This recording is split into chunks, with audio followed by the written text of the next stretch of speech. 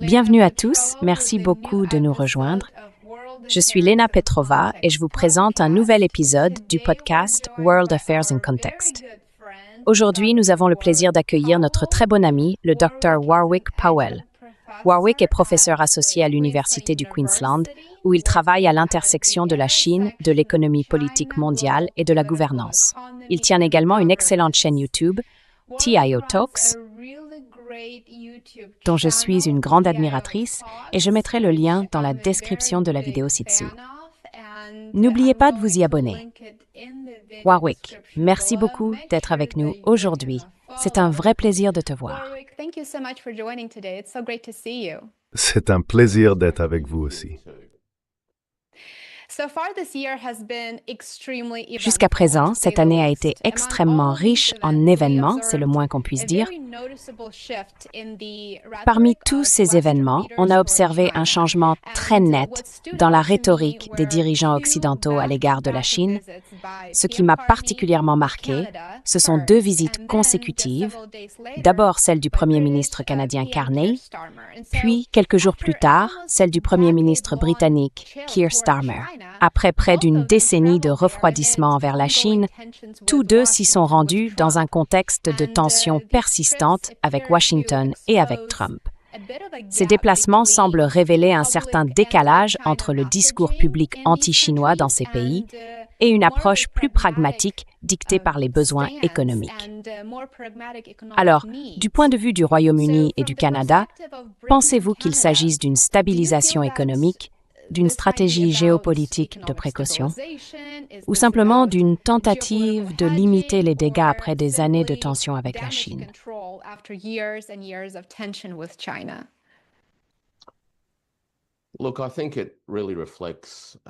Écoutez, je pense que cela reflète vraiment une évaluation des gouvernements du Royaume-Uni et du Canada, selon laquelle les changements qui se déroulent dans le monde depuis 10 ans, pas seulement au cours des 10 ou 12 derniers mois, mais disons au cours de la dernière décennie, exigent une recalibration stratégique.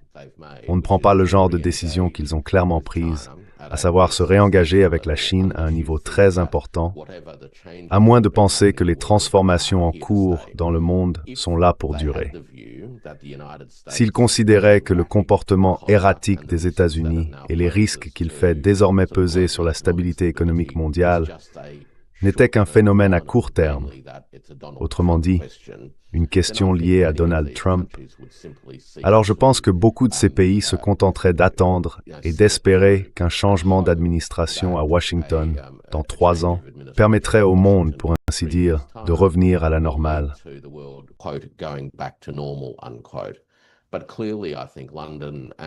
Mais il est clair, à mon avis, que Londres et Ottawa ont décidé qu'il existait une nouvelle normalité, qu'il n'y aurait pas de retour à la situation d'avant, et qu'ils doivent entamer un processus de réajustement de leurs relations internationales, principalement sur le plan économique. Cependant, je pense qu'à moyen terme, cela va aussi conduire à la nécessité de dialoguer avec des pays comme la Chine sur des questions de gouvernance mondiale. La stabilisation économique est donc essentielle. Nous savons que, au cours des 12 derniers mois, l'administration Trump a sérieusement perturbé les relations commerciales bilatérales que ces pays entretiennent notamment avec les États-Unis. Mais les États-Unis ont également cherché à bouleverser plus largement les mécanismes de gouvernance mondiale, et les pays n'apprécient généralement pas beaucoup cela.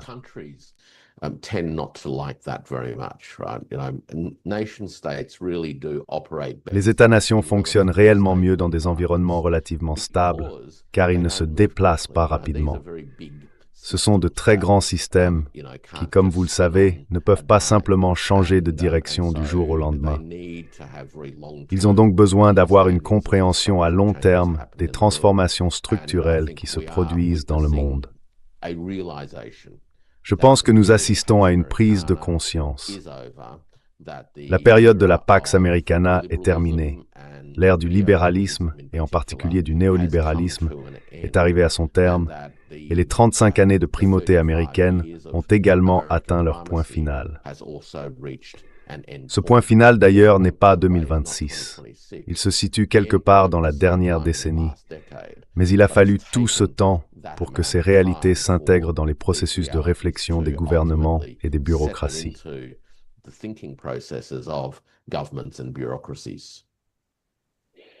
Trump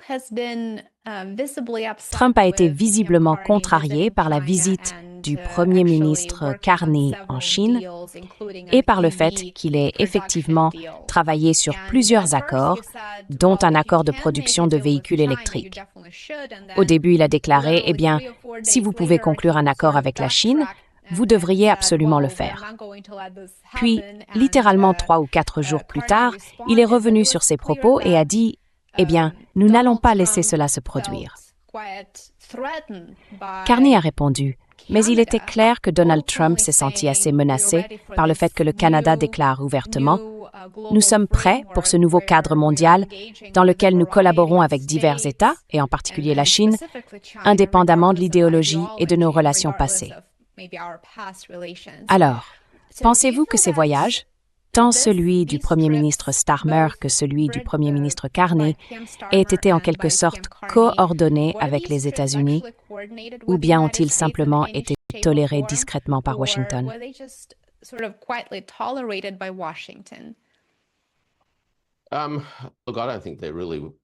Écoutez, je ne pense pas qu'il soit vraiment bien toléré par Washington, pas du tout.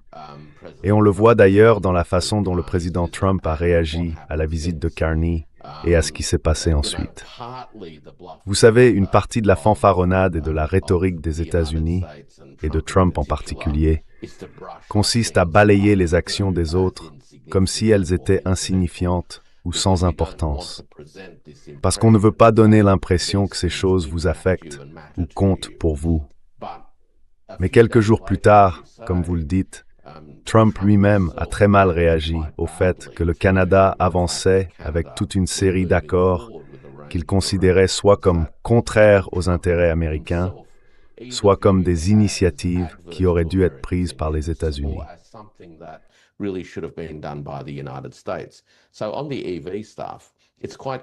Donc, en ce qui concerne les véhicules électriques, il est assez clair que le gouvernement canadien cherche désormais à atteindre 2 objectifs.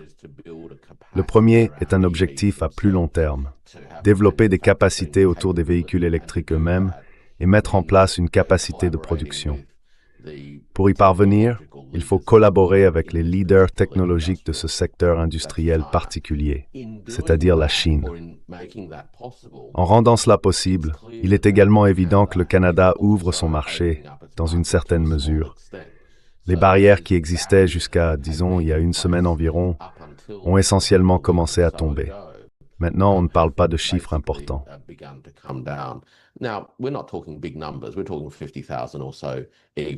Nous parlons d'environ 50 000 véhicules électriques entrant au Canada au total, dans un marché qui absorbe près de 2 millions de voitures neuves par an. Je ne pense donc pas qu'il s'agisse d'une grande question économique, mais plutôt d'une question symbolique importante.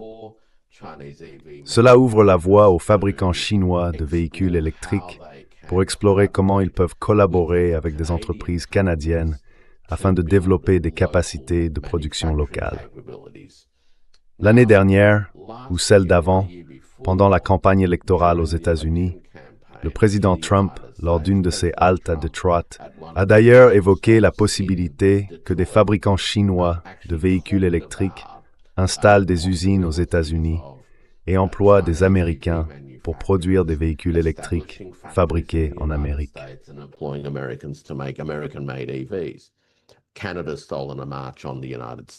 Le Canada a pris de vitesse les États-Unis et je ne pense pas que cela ait été très bien perçu. L'autre point important à garder à l'esprit, c'est que depuis quelques mois, les États-Unis ont clairement fait savoir qu'ils considéraient l'Amérique du Nord et du Sud, donc l'Amérique latine, mais aussi le Canada, jusqu'au Groenland, comme leur véritable domaine. Et lorsque leur plus grand voisin économique, le plus avancé en l'occurrence le Canada, commence à suivre sa propre voie, notamment dans le sillage du discours de Carney à Davos, on comprend comment cela sape les efforts de Washington pour exercer une influence sans partage sur cette partie du monde.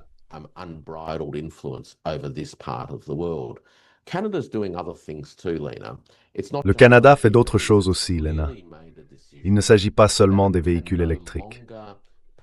Le pays a clairement décidé qu'il ne pouvait plus poursuivre une stratégie économique qui laisse ses industries d'exportation, en particulier, exposées au risque d'un marché unique, à savoir le marché américain. Historiquement, plus de 70% des exportations canadiennes étaient destinées aux États-Unis. Cette approche n'est plus considérée comme viable sur le plan stratégique. L'énergie, les véhicules électriques, les produits agricoles, ce sont tous des domaines dans lesquels le gouvernement canadien souhaite une plus grande diversification. Bien sûr, ces efforts ne se font pas à la légère. Comme je le disais plus tôt, ces changements structurels exigent des engagements en capital fixe.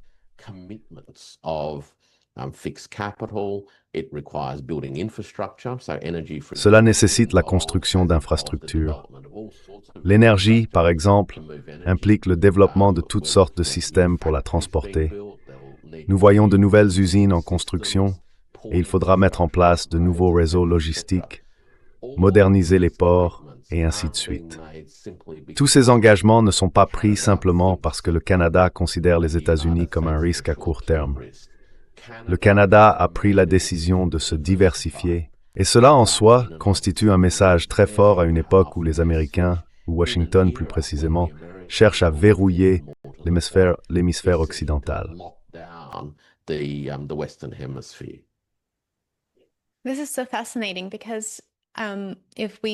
C'est tellement fascinant, car si l'on prend un peu de recul, cela me rappelle une certaine entente entre les États-Unis et l'Europe, une sorte de division du travail, pour ainsi dire, selon laquelle l'Europe doit s'occuper de la sécurité européenne, ce qui implique bien sûr de contenir la Russie, tandis que les États-Unis se concentreront sur l'Asie de l'Est, plus précisément sur la lutte contre la Chine.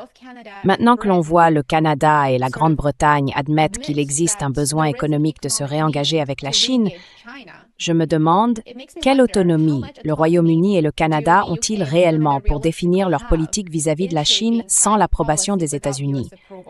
Ou bien existe-t-il un intérêt supérieur, un intérêt qui pousse ces pays occidentaux, qui finira par être privilégié au détriment de leurs véritables besoins et réalités économiques.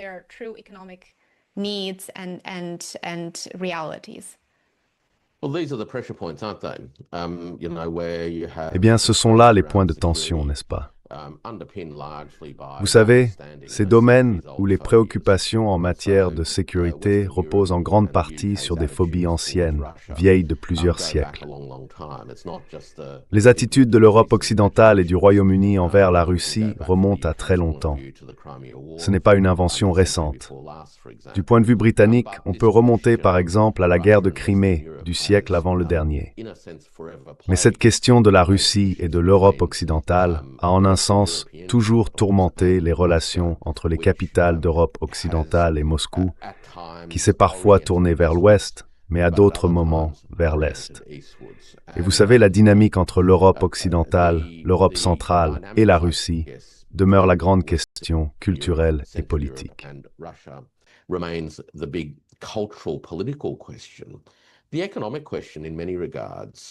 La question économique, à bien des égards, est en réalité bien comprise.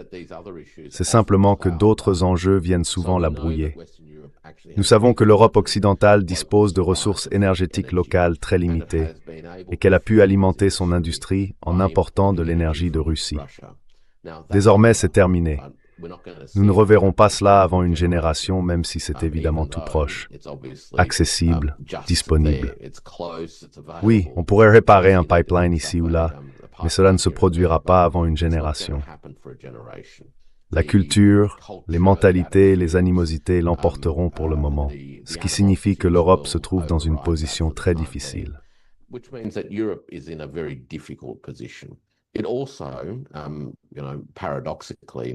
Il comprend aussi, paradoxalement, que se sevrer du gaz russe l'a en réalité rendu totalement dépendante des États-Unis en tant que fournisseur de GNL, ce qui n'est pas non plus dans l'intérêt économique de l'Europe de l'Ouest.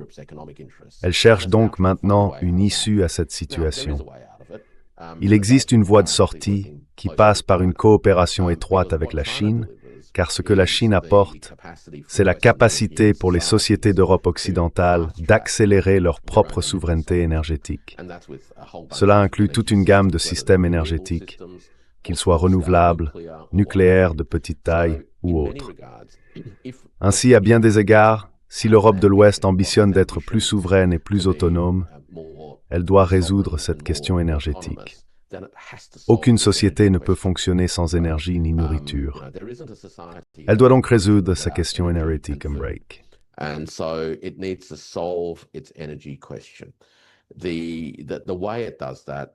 La manière dont cela se fera impliquera inévitablement la Chine. C'est inévitable. Le Royaume-Uni, à mon avis, fait face à des défis similaires. C'est une chose de tenir un discours ferme à propos de la Russie, n'est-ce pas? Mais au bout du compte, si votre économie politique s'effondre et que de plus en plus de personnes dans votre propre société souffrent de sans-abri ou d'autres formes de pauvreté, alors à un certain moment, ces pressions politiques s'accumulent et obligent l'élite politique à réagir d'une manière ou d'une autre. Maintenant, ils peuvent réagir de toutes sortes de façons. Parfois, ils sont très répressifs, ils peuvent réprimer les manifestations et ce genre de choses. Mais en même temps, il y aura des demandes croissantes pour des politiques économiques plus constructives, qui feront réellement une différence, qui redresseront la situation économique du Royaume-Uni, qui redresseront la situation économique de l'Europe occidentale.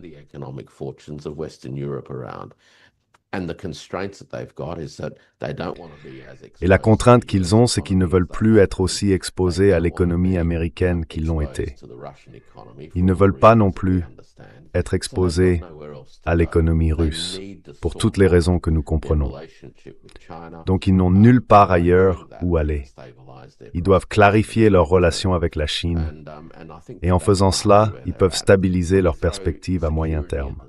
Je pense que c'est en grande partie là où ils en sont. Lorsqu'on ajoute la question de la sécurité à tout cela, je ne suis pas sûr, pour être honnête avec toi, Lena, que la pensée sécuritaire actuelle survivra à la guerre en Ukraine.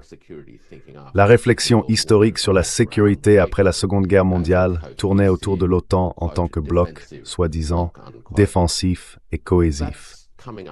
Cela subit aujourd'hui une pression incroyable. Et est-ce que Québec ou masse main n'ont pas d'évaluation alignée sur le risque dû de la situation?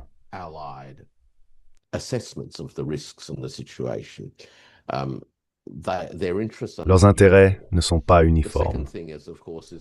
La deuxième chose, bien sûr, c'est la forte dépendance envers les États-Unis. Les Européens de l'Ouest, nonobstant les responsables de l'OTAN eux-mêmes, mais dans d'autres capitales d'Europe occidentale, hésitent à être aussi exposés à l'hégémonie politique américaine qu'ils l'ont été historiquement. Ils parlent donc de reconstruire leur capacité nationale en matière d'armement et de production. Cela, en soi, va créer ses propres tensions, n'est-ce pas? Plusieurs pays s'inquiéteront de voir l'Allemagne devenir le principal fournisseur d'équipements et de capacités militaires pour l'Europe occidentale. Je ne pense pas que les Français verront cela d'un très bon œil, et d'autres auront leurs propres préoccupations. Ainsi, les tensions entre États membres vont s'intensifier.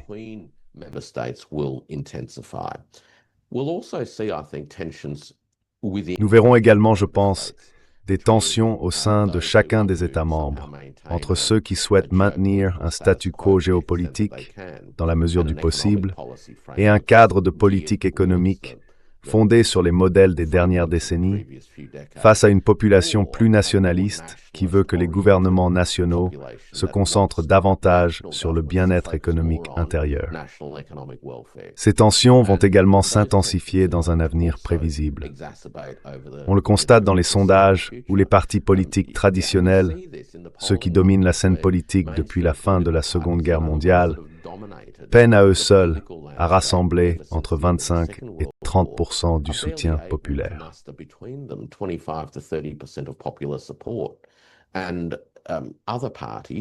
Et d'autres partis, qu'ils soient à l'extrême droite, pour ainsi dire, ou à l'extrême gauche, commencent à réaliser des percées vraiment significatives. Et c'est parce que les gens sont mécontents. La direction que prennent les pays d'Europe occidentale en 2025 ne répond pas aux attentes d'une proportion croissante de la population.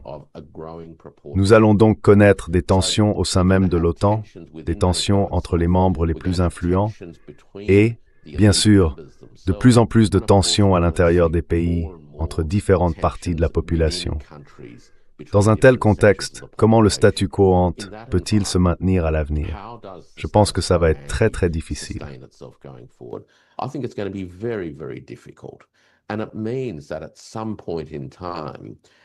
Et cela signifie qu'à un certain moment, une nouvelle architecture de sécurité devient une question incontournable à aborder. Ce à quoi elle ressemblera reste à déterminer. Mais on ne peut pas continuer à maintenir le modèle centré sur l'OTAN alors que tant d'autres problèmes se posent. Il faudra donc envisager un nouvel accord. Nous avons déjà quelques indices, même s'ils ne seront pas bien accueillis pour l'instant dans les capitales d'Europe occidentale. Ces indices proviennent bien sûr des projets de traités présentés par les Russes à la fin de l'année 2021. Ils s'inspirent notamment de l'acte final d'Helsinki de 1975, qui évoque la notion de sécurité indivisible. L'idée que l'Europe occidentale et la Russie doivent trouver un moyen d'assurer une sécurité indivisible sera pour eux une chose très difficile à appréhender.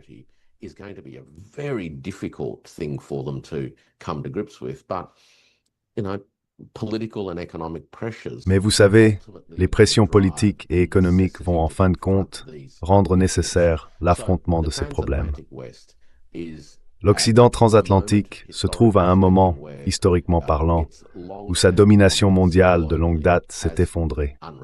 Cela crée des tensions des deux côtés de l'Atlantique. Nous voyons même des tensions au sein d'un même côté de l'Atlantique, entre les Canadiens et les Américains. Les Britanniques, bien sûr, doivent eux aussi trouver leur propre voie. Ainsi, le monde de la seconde moitié du siècle dernier et des 20 premières années environ de celui-ci est tout simplement en train de se déliter.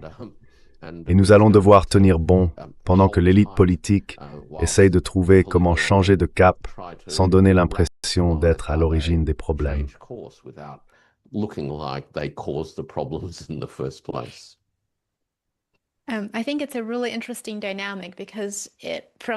Je pense que c'est une dynamique vraiment intéressante, car de mon point de vue, il semble que la Chine ait été disposée à dialoguer avec les pays occidentaux, mais que ce sont eux qui n'ont pas voulu coopérer, pour diverses raisons, afin de s'entendre sur leurs différences et ainsi avancer et développer de véritables relations constructives. Donc si l'on regarde par exemple la Chine et que l'on essaye de comprendre les choses du point de vue de Pékin, quel est le véritable gain ici? Est-ce le commerce, l'investissement direct étranger ou peut-être le renforcement des divisions au sein des élites politiques occidentales que vous venez de décrire?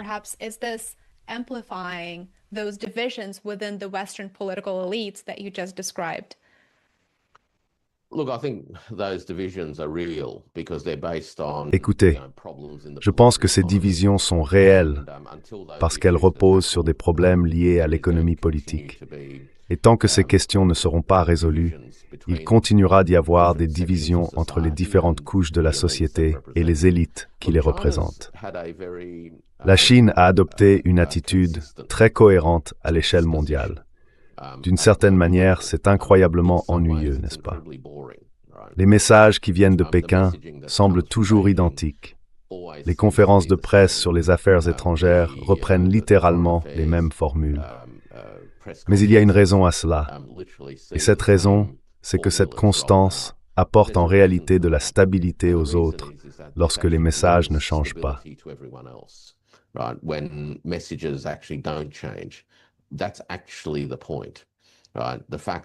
C'est justement le but. Le fait qu'il soit répété à l'infini, c'est le but. Cela vise à dire aux autres, partout dans le monde, que si vous comptez interagir avec nous, vous constaterez que nous, c'est-à-dire les Chinois, sommes prévisibles et fiables, et que rien ne vous choquera ni ne vous surprendra jamais. Et c'est vraiment important, comme nous l'évoquions tout à l'heure. Le développement économique de la Chine a été sa première priorité depuis, environ 80 ans.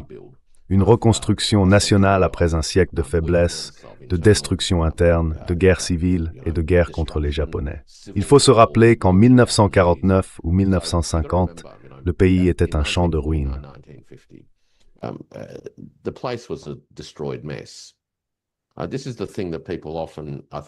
C'est ce que les gens oublient souvent, je pense. Que le gouvernement chinois a bien sûr poursuivi certains conflits civils après 1949, alors qu'il tentait de résoudre les derniers vestiges de différends internes, dont beaucoup restent non résolus aujourd'hui. En même temps, il devait naviguer dans un monde où la guerre froide émergeait. Il faisait face à d'importants problèmes de développement économique. C'était une société très en retard, sur les plans économiques et sociaux.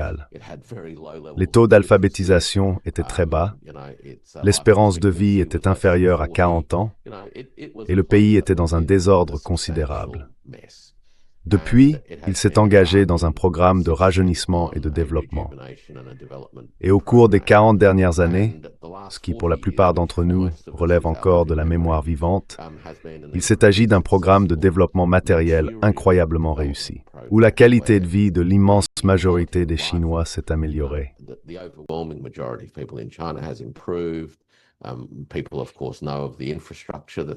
Les gens, bien sûr, connaissent les infrastructures qui ont été construites et s'en émerveillent. Mais cela faisait partie intégrante de la nécessité de relier les gens entre eux dans un pays et une économie aussi vaste. La Chine a accompli cela tout en évitant de trop gros ennuis. Elle a pu consacrer son temps, ses efforts et ses ressources au développement économique national. Et pour y parvenir, elle avait besoin d'un ensemble de relations stables. Elle comprend d'ailleurs très bien cela, qu'elle recherche la stabilité et la prévisibilité dans son environnement opérationnel, car ainsi elle peut simplement poursuivre ce qu'elle a prévu de faire. Les temps récents ont perturbé cet équilibre, car il y a probablement une dizaine d'années, l'attitude envers la Chine a commencé à évoluer de manière perceptible dans les capitales occidentales.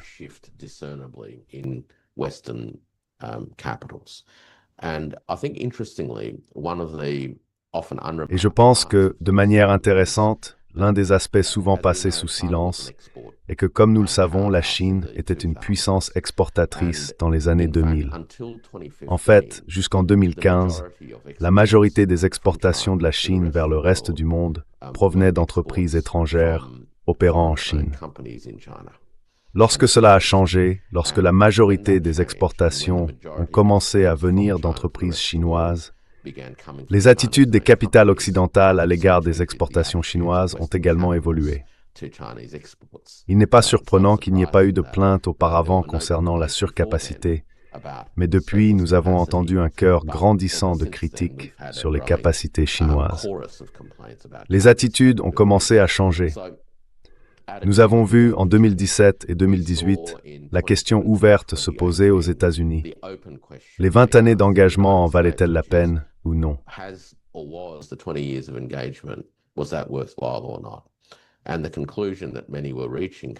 Et la conclusion à laquelle beaucoup étaient parvenus en 2018 était que non, en réalité, ce n'était pas le cas. La Chine n'était pas devenue un mini-moi. Elle avait refusé de devenir une autre version d'une démocratie libérale et avait poursuivi sa propre voie. En un sens, elle avait défié l'Occident. C'était d'ailleurs le titre d'un article paru dans le magazine Foreign Affairs en 2018. Comment Pékin a défié Washington. Ainsi, vers 2018 ou 2019, on considérait que la Chine avait défié l'Occident, qu'elle n'était pas docile, qu'elle ne jouait pas selon les règles occidentales, qu'elle ne faisait plus les choses pour l'Occident. Autrement dit, qu'elle n'était plus simplement le fabricant de chaussettes bon marché, de t-shirts bon marché et d'électronique à bas prix, et qu'elle nourrissait des ambitions qui mettaient l'Occident très mal à l'aise. Nous l'avons plus récemment dans la manière dont Jia Vance a parlé de l'expérience du développement économique propre à la Chine.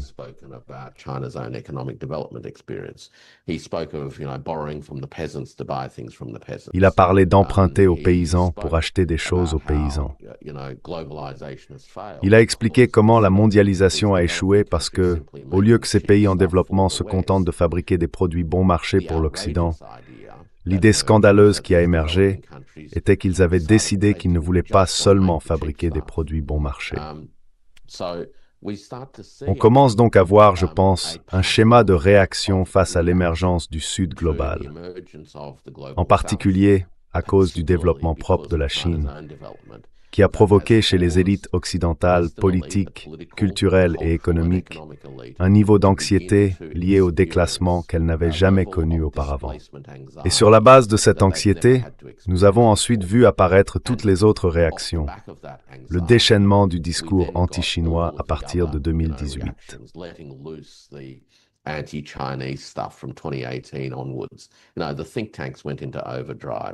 Tu sais, les think tanks se sont mis en sur-régime. Le financement venu du Congrès pour de nouvelles vagues de propagande, parce qu'il fallait désormais diaboliser l'autre camp. Ils avaient passé 20 ans à essayer d'intégrer la Chine dans leur programme, et maintenant, ils devaient inverser le récit. Ils ne pouvaient pas admettre qu'ils s'étaient trompés, alors ils ont retourné la situation en disant que la Chine avait violé des accords, qu'elle n'avait pas agi correctement, qu'elle s'était mal comportée. Ainsi, toutes ces histoires de diabolisation ont dû être inventées et diffusées. Et au milieu de tout cela, la Chine est simplement restée immobile et a continué son chemin. Fait intéressant, pendant que tout cela se produisait, beaucoup de personnes sympathisant avec la Chine se plaignaient que les réponses chinoises à la propagande occidentale étaient désespérées.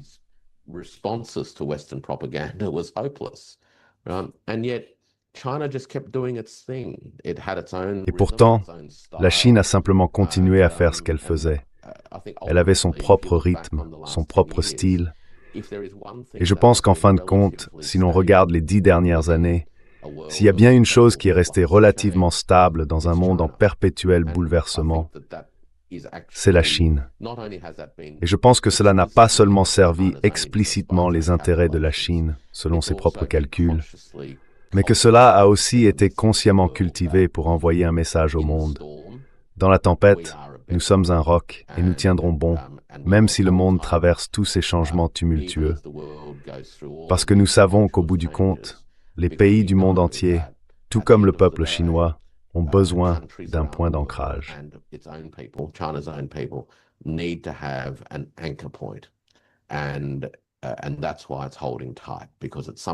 Et c'est pour cela qu'elle tient bon, parce qu'à un moment donné, on ressort, tu sais, la tempête passe et il faut voir ce qu'il en reste. Être présent quand la tempête se dissipe pour que les pays puissent s'y rattacher fait partie des choses auxquelles la Chine aspire. Et c'est ce que nous observons aujourd'hui. Le Canada tend la main, le Royaume-Uni tend la main, les Allemands ont tendu la main sur le plan industriel au cours des 12 derniers mois. Sans parler du fait que les exportations chinoises vers l'Afrique, l'ASEAN et le Sud global ont augmenté. Ainsi, la Chine a été le seul élément constant qui est resté solide, relativement stable, prévisible et en fin de compte, du point de vue chinois, porteur d'un message de fiabilité. En revanche, il y a l'Occident déchaîné. China has been very You've got the crazy West. Yes, and I was just going to point that out too, as you mentioned. Oui, et j'allais justement le souligner aussi, comme vous l'avez mentionné. J'apprécie vraiment que vous ayez mis en contraste l'approche de la communication et du message aux États-Unis et en réalité en Chine, mais aussi dans le reste du monde. Je pense que Washington a été tellement incohérent que tout le monde a appris à remettre en question la validité des déclarations et à se demander ce qui arrivera demain. Est-ce que cela va changer demain? Vont-ils simplement se contredire à nouveau? Alors que si l'on regarde la Chine, la Russie et même d'autres pays en Europe, comme la Hongrie par exemple, leur communication a été plus cohérente sur un certain nombre de sujets. consistent on a number of issues. So there's definitely a significant Il existe donc clairement un contraste important dans la manière dont les pays et les dirigeants abordent ces questions, ainsi que dans les défis et les changements que nous observons actuellement. Mais pour la Chine, il semble que les principaux points d'intérêt demeurent Taïwan, le contrôle des technologies et l'application des sanctions, en ce qui concerne ses relations avec les pays occidentaux. Leur discours sur ces trois sujets est resté cohérent. Si l'on en prend un par exemple, Taïwan, le contrôle des technologies ou l'application des sanctions, pensez-vous que l'un de ces trois points, ou peut-être un autre que j'aurais omis, fasse partie des discussions qui ont actuellement lieu entre la Chine et le Canada, le Royaume-Uni, l'Allemagne et d'autres États occidentaux? Britain, Germany, and other Western states? La question de Taïwan est assez particulière. J'y reviendrai dans un instant. Pour les autres sujets, il s'agit fondamentalement de la manière dont les pays interagissent économiquement entre eux. L'idée d'imposer des sanctions sur la technologie, essentiellement pour freiner le développement de la Chine, a bien sûr été très mal accueillie à Pékin. Et au final, je pense que cette stratégie s'est révélée être un échec si l'objectif était de ralentir le développement économique et technologique chinois. En réalité, cela a catalysé une intensification des activités de recherche, de développement et de commercialisation en Chine au sein d'un large éventail d'organisations, au point que dans de nombreux domaines, en particulier les semi-conducteurs, l'écart est désormais très très faible.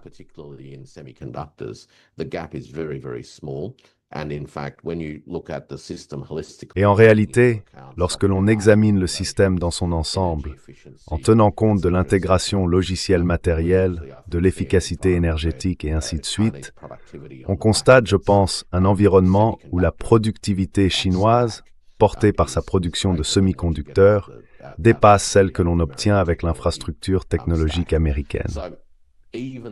Ainsi, même si la Chine a rencontré certaines contraintes dans certaines parties de son environnement technique, elle les a surmontées ou compensées en devenant plus performante dans d'autres domaines. Je ne pense pas que cette stratégie ait particulièrement bien fonctionné. Elle a également exposé l'Occident à des mesures de rétorsion en réponse aux tarifs annoncés le 2 avril de l'année dernière.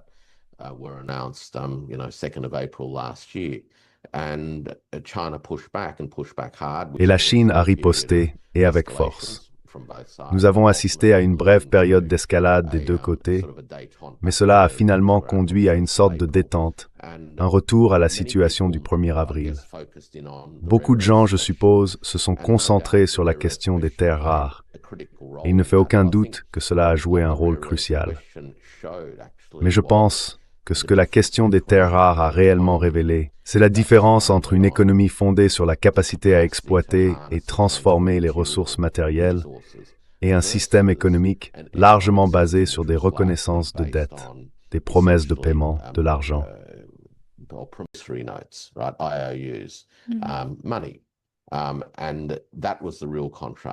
Et c'était là le véritable contraste. Car le fait est que si les gens pensent que les terres rares représentent le début et la fin de l'exposition américaine aux limites de l'économie matérielle, ils seront très choqués et surpris s'ils creusent un peu. Dans presque tous les domaines de l'activité industrielle et même des services aux États-Unis, le système économique dépend fortement d'apports venus du monde entier. Ce n'est donc pas seulement une question de terres rares. Il y a tout un tas d'autres éléments également. La question de Taïwan est en réalité une question de souveraineté nationale.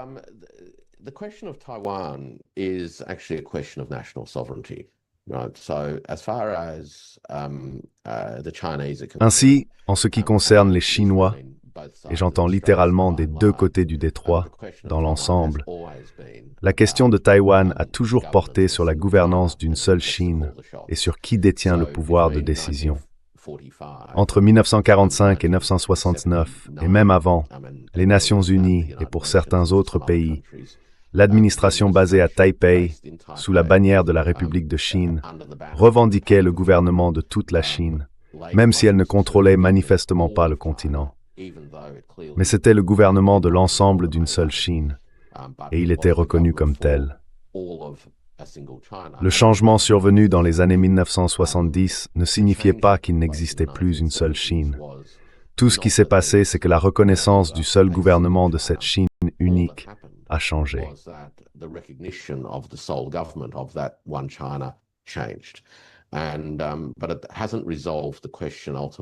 Mais cela n'a pas vraiment résolu la question, au fond, de la guerre civile.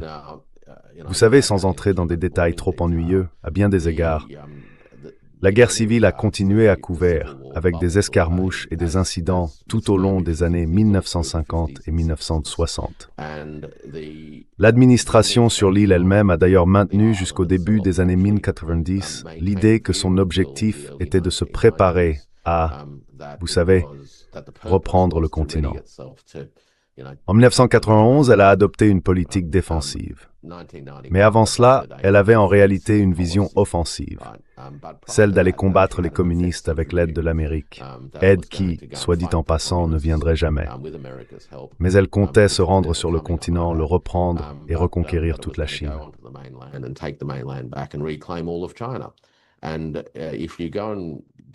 Et si l'on remonte dans les archives historiques pour regarder certaines interviews, comme celle où Chiang Kai-shek a accordé un entretien à 60 minutes au début des années 1970, on peut voir qu'il existait une vision claire selon laquelle l'administration de Taipei représentait l'administration d'une seule Chine, avec l'intention manifeste de terminer la guerre civile et de vaincre les communistes. Cela ne s'est pas produit. Et bien sûr, nous savons maintenant que depuis le début des années 1980, le continent s'est développé économiquement à pas de géant. Sur le plan militaire, il est aujourd'hui dans une position pratiquement inattaquable dans cette partie du monde. Ainsi, la question de Taïwan, je doute qu'elle devienne jamais une monnaie d'échange. Je sais que certains en parlent dans les commentaires publics, qu'elle pourrait être négociée, mais il n'y a aucune chance que Pékin échange ce qu'il considère comme un territoire souverain. Pourquoi le ferait-il? Il ne le fera pas.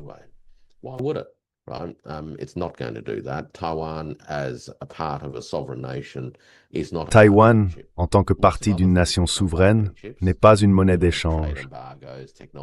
Beaucoup d'autres choses peuvent le devenir. Les embargos commerciaux, les restrictions technologiques et tout cela, mais pas la souveraineté. Donc les personnes qui évoquent l'idée que les États-Unis et Pékin pourraient conclure un grand accord autour de Taïwan, à mon avis, se bercent d'illusions, ainsi que tout le monde, en partie parce qu'elles ne comprennent pas fondamentalement la nature de la question. Mais il y a un problème pour ceux qui restent sur l'île. Les doutes grandissent quant à la volonté des États-Unis d'être là pour les défendre. Et cela malgré le fait que Washington approuve la vente de plus en plus de matériel, alors que le gouvernement de l'île ne peut pas le payer, et que le complexe militaro-industriel américain est de toute façon incapable de le fournir. C'est plus du théâtre que de la réalité. Et je pense que nous arrivons à un point où une prise de conscience croissante se développe parmi les habitants de l'île.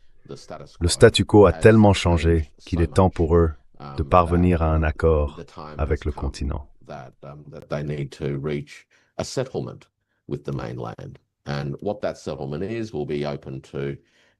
Et ce que sera ce règlement fait l'objet, sans aucun doute, d'un débat et d'une discussion entre les deux rives.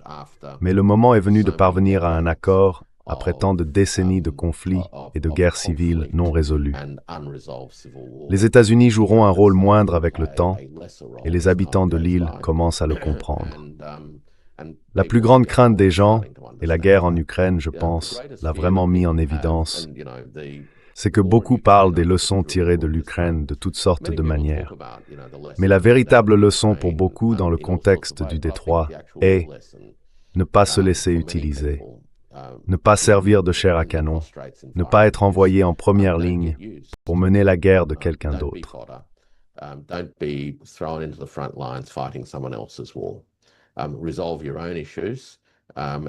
Résolvez vos propres problèmes et faites-le pacifiquement, car il existe des moyens pour que des personnes de bonne volonté trouvent réellement des solutions de compromis que chacun peut accepter.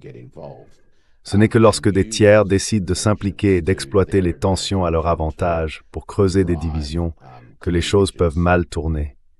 Et je pense que c'est là la grande leçon. Ne soyez pas un intermédiaire et ne soyez pas un pion. Trouvez des moyens de renouer le dialogue et de régler ce qui est de toute évidence une question qui dure depuis plusieurs décennies. Le moment est venu, que cela prenne, disons 2 ans ou les 20 prochaines années, d'y parvenir. Ce sera aux populations des 2 côtés du détroit de le faire. Et je pense que l'Occident jouera un rôle de moins en moins important dans la manière dont cela se déroulera.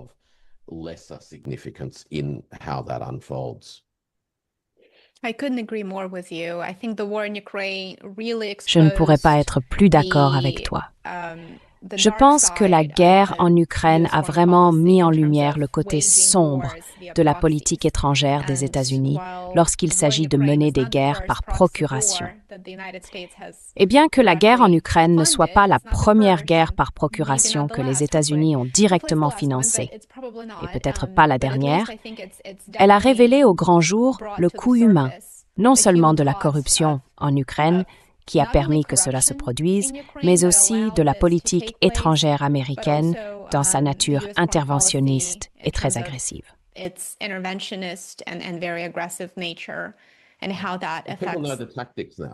Les gens connaissent les tactiques maintenant, non? Les gens connaissent les tactiques. C'est visible pour tout le monde. Et écoute, avant les réseaux sociaux, c'était pas aussi connu, évidemment. Mais il est désormais indéniable que les États-Unis ont un certain manuel qu'ils utilisent dans différentes sociétés. On l'a vu se dérouler à Maïdan et au-delà, tout du long. Ce manuel n'est pas compliqué, et la raison pour laquelle il ne l'est pas, c'est qu'il a fonctionné. N'oublions jamais qu'il a fonctionné. Ce manuel a fonctionné pendant des décennies après la Seconde Guerre mondiale, que ce soit en Amérique latine, en Europe ou à travers l'Asie également. Il a fonctionné. Il a provoqué des divisions. Il a exploité des divisions.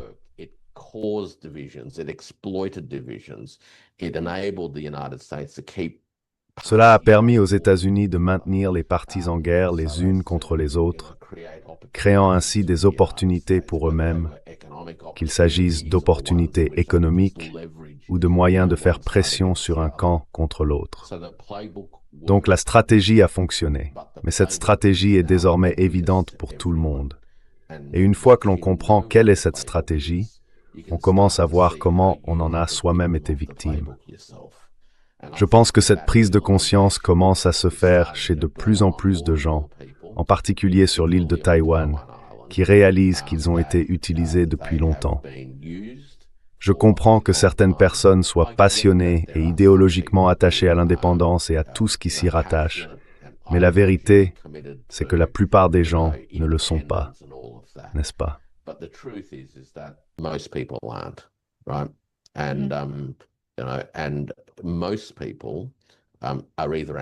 Et la plupart des gens sont soit indifférents et veulent simplement que la vie continue, ce qui est compréhensible, tu sais, qu'on les laisse simplement poursuivre leur vie.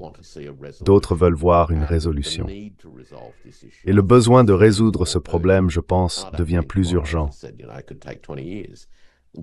Je ne veux pas dire demain. Comme tu l'as dit, cela pourrait prendre 20 ans. Mais on en est arrivé à un point où la compréhension de la manière dont ce schéma est mobilisé pour créer des divisions et causer des problèmes aux gens fait que de plus en plus de personnes disent « En fait, nous ne voulons pas être instrumentalisés. » Oui, il y a eu un conflit de longue date, mais ce conflit n'est dans l'intérêt à long terme de personne, et nous devons trouver un moyen de l'apaiser, de le résoudre. Bedding it down, solving it.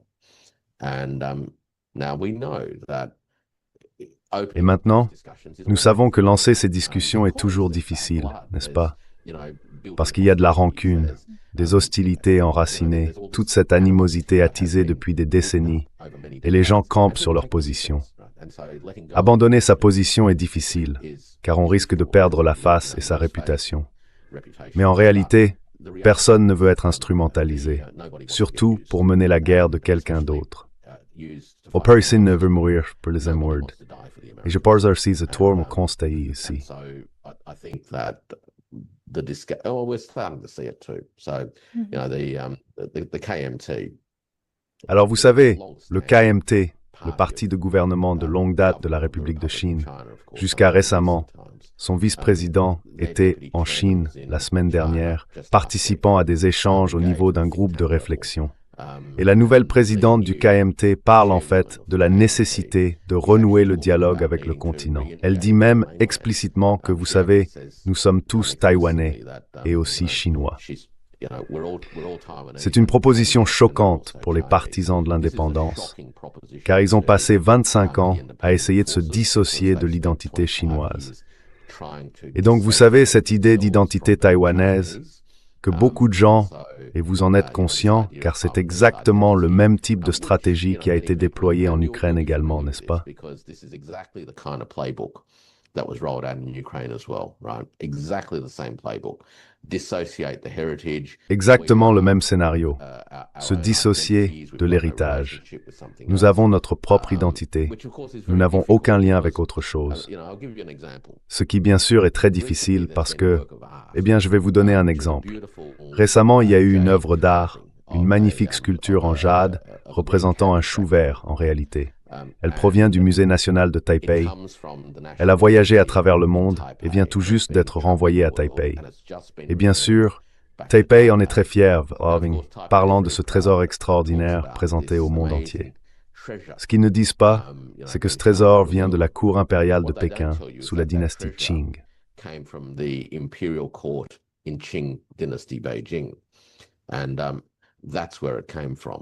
Et c'est de là que cela vient. C'est le lien, bien sûr, avec l'héritage chinois. Ce sont les contradictions qui apparaissent lorsque l'on veut revendiquer des siècles, voire des millénaires d'héritage, tout en cherchant en même temps à s'en détacher. Et c'est pour cela que tout s'effondre. On ne peut tout simplement pas soutenir une telle position. Plus je parle aujourd'hui avec des habitants de l'île, de tous âges, plus ils se rendent compte qu'au fond, quand les choses se corsent, ils sont chinois. Et c'est, en un sens, l'effondrement très significatif de la tentative de cultiver une identité alternative.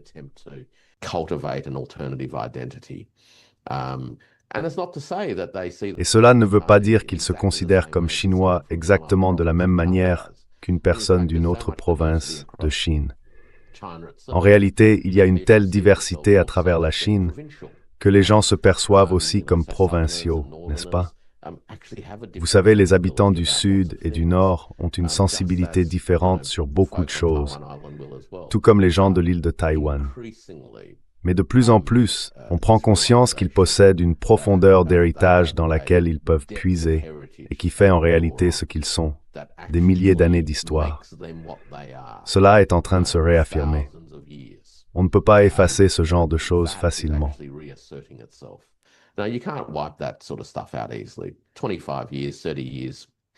25 ans, 30 ans, on ne peut pas effacer cela. Et donc cela revient et cela crée un élan culturel pour rouvrir la question des relations entre les deux rives. Comment résoudre cela? C'est la question que les gens se posent. Ce n'est plus, vous savez, nous voulons nous dissocier. La question est comment redevenir un tout en reconnaissant le passage du temps et ce que ce passage implique. C'est la question à laquelle les Chinois, des deux côtés du détroit, devront nécessairement répondre au cours des prochaines années. Comme je l'ai dit, cela pourrait être dans 5 ans, cela pourrait être dans 20 ans, mais la question sera abordée. Elle ne le sera simplement pas comme un atout de négociation américain.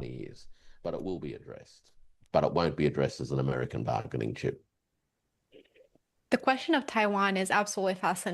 question de Taïwan est absolument fascinante et j'apprécie vraiment que vous nous donniez un aperçu du contexte historique ainsi que de la dynamique actuelle entre Taïwan et la Chine.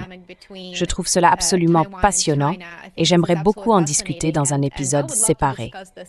Je pense que nos spectateurs apprécieraient vraiment cela et tireraient profit de ces informations. Cela mérite certainement un épisode à part entière, voire 2 ou 3, probablement. Mais peut-être que, pour les besoins de la vidéo d'aujourd'hui, la dernière question sur laquelle j'aimerais avoir votre avis concerne la prochaine visite de Donald Trump en Chine.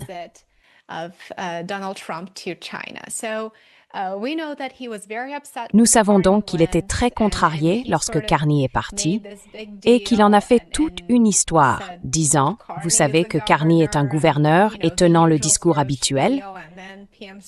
Puis le premier ministre Starmer est parti à son tour et Trump n'était pas content non plus, pour les raisons évidentes que nous venons d'évoquer. Maintenant, lui-même va se rendre à Pékin très bientôt, si je comprends bien, d'ici les prochains mois. Selon vous, quels sont les principaux objectifs de Pékin pour cette visite et qu'est-ce que Trump cherche vraiment à obtenir?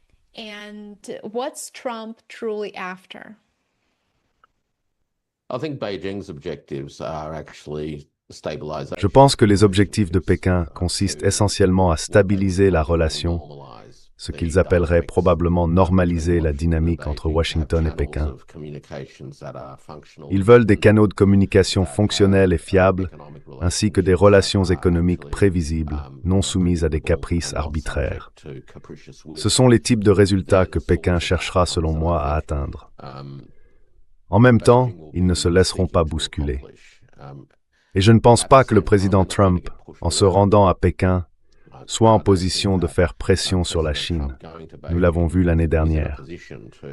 Mais ce qui est intéressant, c'est que le président Trump sera à Pékin, et je doute qu'il y aille, pour tenter de bousculer la Chine pendant sa visite, pour commencer. L'autre chose à garder à l'esprit, c'est qu'il s'agira probablement de l'une des 4 rencontres que les dirigeants des 2 pays auront cette année.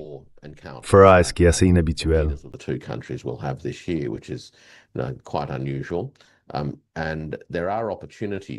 Et je pense qu'il existe des opportunités.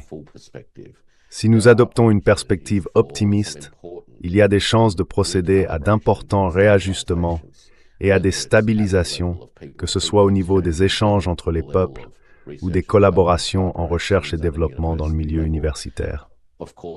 Bien sûr, il y a des sujets qui préoccupent particulièrement les États-Unis, comme la question des stupéfiants et du fentanyl, et je pense que nous commençons à observer des résultats significatifs à ce sujet, au point que le nombre de décès par overdose aux États-Unis a considérablement diminué. Et cela, je crois, montre clairement que lorsque Washington et Pékin parviennent à se concentrer et à travailler ensemble, des résultats importants peuvent être obtenus, des résultats que les dirigeants des 2 pays souhaitent véritablement voir se concrétiser.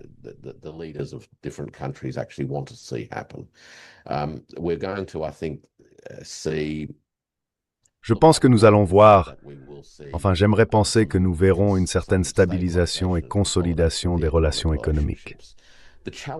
Le défi auquel Pékin est toujours confronté avec Washington, surtout en ce moment, c'est la question de la fiabilité. Ce que le président dit un jour, reste-t-il valable le lendemain? Au cours des 12 derniers mois, nous avons constaté un schéma où ce qui est affirmé un jour est souvent modifié le lendemain.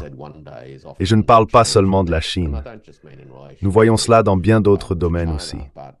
Nous en avons parlé plus tôt. Un jour, il est acceptable que le Canada conclue un accord avec Pékin, et le lendemain, ça ne l'est plus.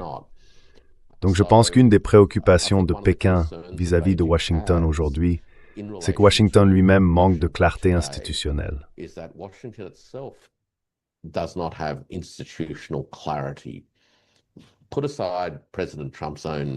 Mettons de côté les penchants personnels du président Trump et son style propre. Mettons tout cela de côté. Washington, en tant qu'institution, ne semble pas avoir une clarté d'objectif. Elle a une motivation émotionnelle. Nous voulons être les premiers. Nous devons empêcher les autres de l'être. Mais elle ne possède pas réellement d'objectif de politique publique institutionnalisée. Il n'y a aucune clarté sur la manière dont elle souhaite se rapporter aux institutions du monde. Ses relations commerciales avec le reste du monde sont régies par des slogans simplistes autour des déficits et des tarifs douaniers. Ce n'est pas une façon d'avoir une stratégie économique à long terme qui répondent aux ambitions de Washington, tout en lui permettant de fonctionner correctement au sein d'un écosystème mondial.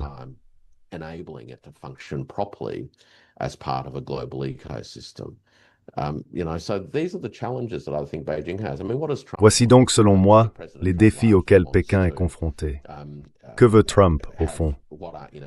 Eh bien, je pense que le président Trump recherche surtout ce qu'on pourrait appeler des victoires médiatiques, des annonces, des choses qu'on peut graver sur une plaque et accrocher au mur, des marques de reconnaissance du président Trump en tant que figure historique. Il cherche donc des occasions de photos et des annonces officielles. C'est vraiment le genre de choses que ce président a tendance à privilégier. Et je ne pense pas que ce soit si difficile à satisfaire.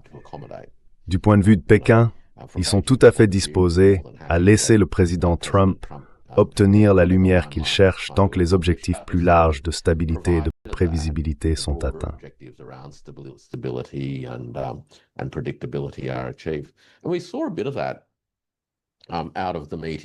Et nous en avons vu un aperçu lors de la réunion de l'année dernière à Busan, en Corée, lorsque les dirigeants se sont réunis et ont au moins apporté une certaine méthode à leurs interactions, n'est-ce pas? Une grande partie de cela consiste à avoir une méthode, disposer de canaux, de lignes téléphoniques auxquelles on répond. Quand les gens utilisent certains mots, ils veulent dire certaines choses. Et je pense que nous pouvons espérer voir ce genre de choses se consolider à l'avenir. Et si du point de vue mondial, nous pouvons voir cela se produire cette année, à travers les diverses interactions entre le président Xi et le président Trump, alors, vous savez, le monde dans son ensemble pourra peut-être pousser un petit soupir de soulagement en constatant qu'il existe au moins un certain niveau de détente et d'engagement civilisé qui ne dégénérera pas en conflit ouvert.